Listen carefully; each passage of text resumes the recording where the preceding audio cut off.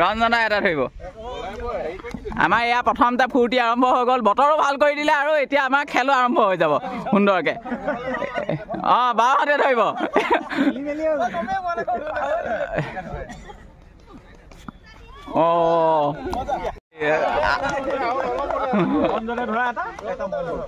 ৰঞ্জনা এটা ধৰিব আমাৰ এয়া প্ৰথমতে ফূৰ্তি আৰম্ভ হৈ গ'ল বতৰো ভাল কৰি দিলে আৰু এতিয়া আমাৰ খেলো আৰম্ভ হৈ যাব সুন্দৰকে বাওঁহাতে ধৰিব